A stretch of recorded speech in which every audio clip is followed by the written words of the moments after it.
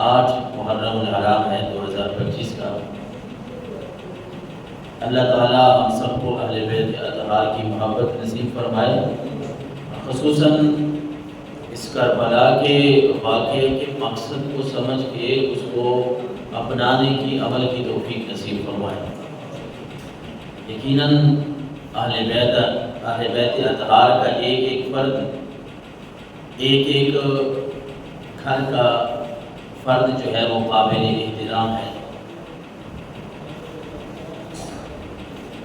برہ بن عازب رضی اللہ تعالیٰ عنہ فرماتے ہیں، ترمذی شریف کی حدیث مبارکہ ہے 3783 نمبر پہ، میرے آقا صلی اللہ علیہ وسلم اپنے ان نواسوں سے محبت کتنی کرتے تھے، اس بارے میں یہ حدیث ہے۔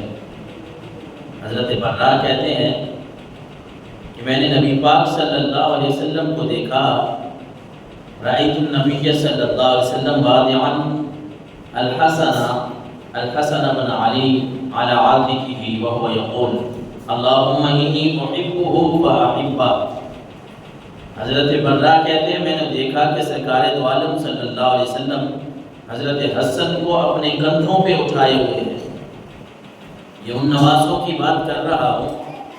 ان اماموں کی بات کر رہا ہوں جنہیں میرے آقا علیہ الصلوۃ والسلام اپنے کندھوں پہ سوار کراتے ہیں، جن کی سواری حضور کے کندھے ہیں۔ اور پھر آپ صلی اللہ علیہ وسلم نے دعا مانگی، اللہم انی احبہ فاحبہ، اے اللہ میں اس سے محبت کرتا ہوں تو بھی اس سے محبت فرما۔ آج دنیا امام علی مقام، امام حسن، امام حسین اور اہل بیت اطہار کا نام لیتی ہے۔ یہ وہ لوگ ہیں کہ جن کے لیے حضور صلی اللہ علیہ وسلم نے دعا فرمائی، اے اللہ میں ان سے محبت کرتا ہوں تو بھی ان سے محبت فرما۔ آج اس دعا کا صلہ ہے کہ دنیا کے کونے کونے میں جہاں بھی مسلمان زندگی گزار رہے ہیں وہ اہل بیت اطہار کا نام بھی لیتے ہیں، بلکہ سمجھتے ہیں کہ اہل بیت اطہار کی محبت اگر دل میں نہ ہوئی تو پھر ایمان بھی مکمل نہیں ہے۔ حضرت ابن عباس رضی اللہ تعالیٰ عنہ فرماتے ہیں، کان رسول اللہ صلی اللہ علیہ وسلم حامل الحسن بن علی علی عاتقہ، امام حسن کو حضور سرور کونین صلی اللہ علیہ وسلم نے اپنے کندھوں پہ اٹھایا ہوا تھا امام حسن کو۔ فقال رجل نعم المرکب رکبت یا غلام، کسی دیکھنے والے نے کہا جب اسے یہ منظر سونا لگا، خوبصورت لگا کہ حضور کے نواسے حضور کے کندھے پہ سوار ہیں، کیونکہ آقا کریم علیہ الصلوۃ والسلام ساری کائنات کے لیے رحمت بن کے آئے۔ میں اس نبی کی بات کر رہا ہوں، آج صدیاں بیت چکی ہیں لیکن ہم ان ہواؤں کے لیے، ان فضاؤں کے لیے بھی ترستے ہیں جہاں میرے آقا نے سانس لیا ہے، جہاں حضور صلی اللہ علیہ وسلم نے زندگی بسر کی ہے۔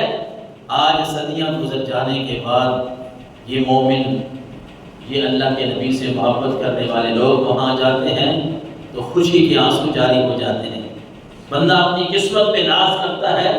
کہ زندگی تو بڑی گزاری ہے لیکن یہ لمحات جو مکہ مکرمہ میں گزار رہا ہوں یہ اللہ کا گھر ہے، ضرور ہے،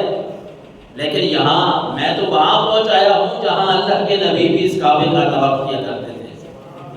بندہ جب یہ سوچتا ہے کہ مدینہ منورہ کی فضاؤں میں میں سانس لے رہا ہوں، یہ وہ مقام ہے جہاں آمنہ کے لال جہاں زندگی گزار کے گئے ہیں، آج بھی ان کی رحمتیں جوش مار رہی ہیں۔ آج کا مسلمان بھی خوشی سے آنسو نکل آتے ہیں بندے کے، بندہ اپنی زندگی پہ ناز کرتا ہے کہ ہاں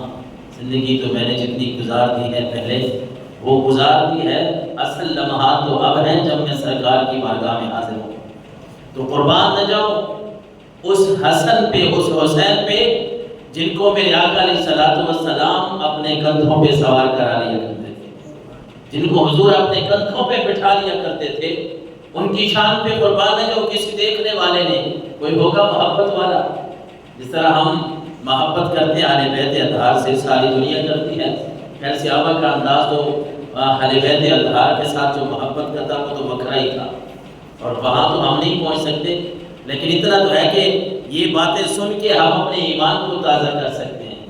ہمارا دل جو ہے جہاں ایمان ہے وہ جھوم اٹھتا ہے ایسی باتیں سن کے کہ کسی دیکھنے والے کو جب یہ منظر سونا لگا نا، یہ ساری جہانوں کے لیے جو نبی رحمت بن کے ہیں، انہوں نے اپنے نواسے کو کندھوں پہ اٹھایا ہے۔ اس آدمی نے کہہ دیا نعم المرکب رکبت یا غلام، ابھی امام حسن چھوٹے تھے، اس آدمی نے کہا ہے کہ اے بچے، کیا تیری قسمت ہے، کیسی تجھے رب نے سواری عطا فرمائی ہے، کیسی رب نے تجھے سواری نصیب فرمائی ہے، بچے تیری قسمت پہ قربان جاؤں۔ یہ تو اس بندے کا حسن ظن تھا، اس کی پیار اور محبت کی نشانی تھی کہ اس نے دیکھا کہ حضور کے کندھوں پہ حسن سوار ہے۔ میرے آقا علیہ الصلوۃ والسلام نے فرمایا وَنِعْمَ الرَّاكِبُ، اے آدمی دیکھتا نہیں ہے کہ سواری اگر اچھی ہے تو سوار بھی تو کتنا سونا ہے، سوار بھی کتنا خوبصورت ہے۔ ہم ان اماموں کی باتیں ان دنوں میں کرتے ہیں، ساری زندگی کرتے ہیں، سارا سال کرتے ہیں، جو میرے آقا علیہ الصلوۃ والسلام کے دل کی ٹھنڈک اور چین تھے۔ اپنے والدین کی تو وہ دل کی ٹھنڈک اور چین تھی اسے، لیکن اپنے نانا اور نانی کی بھی وہ چین، اپنے نانا کی اور اپنے پورے خاندان بلکہ پوری دنیا کے مسلمانوں کی وہ آنکھوں کی ٹھنڈک ہے۔ حضرت حذیفہ کی وہ بڑی نبی نے پہلے ہی وہ دعا عطا فرما دی ہے۔ اور پھر اگلی بات جو اہل بیت اطہار کی ہم کر رہے ہیں، یہ حدیث مبارکہ کا پہلا حصہ تھا، ویسے ذوق کے لیے ہم نے اس کو پڑھ لیا، سن لیا۔ پھر حضور نے حضرت حذیفہ کو فرمایا اے حذیفہ ان ھذا مالک، ایک بات سنتے جا،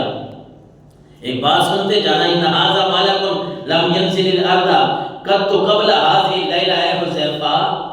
یہ ایک فرشتہ ابھی زمین پہ آیا ہے اور آج رات سے پہلے یہ کبھی آیا ہی نہیں ہے، یہ پہلی دفعہ زمین پہ آیا ہے۔ یہ ترمذی شریف کی حدیث مبارکہ ہے، 3781 نمبر پہ آپ کو ملے گی۔ حذیفہ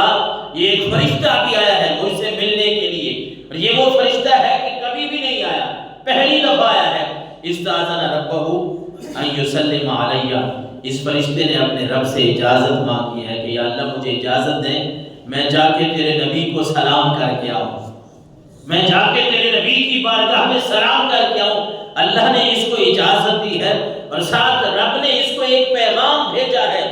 اس نے وہ رب کا پیغام، وہ رب کا حکم مجھے سنا دیا ہے۔ حذیفہ وہ حکم، وہ رب کا پیغام میں تجھے سنا دیتا ہوں، تیری وجہ سے، تیرے سبب سے یہ پیغام پوری دنیا میں پھیل جائے گا۔ اور وہ اے حذیفہ یہ فرشتہ مجھے کیا کہہ کے گیا ہے، وہ مجھے کہہ گیا ہے وَيُبَشِّرَنِي بِأَنَّ فَاطِمَةَ سَيِّدَةُ نِسَاءِ أَهْلِ الْجَنَّةِ، اے حذیفہ وہ فرشتہ مجھے خوشخبری دے کے گیا ہے کہ اے محمد عربی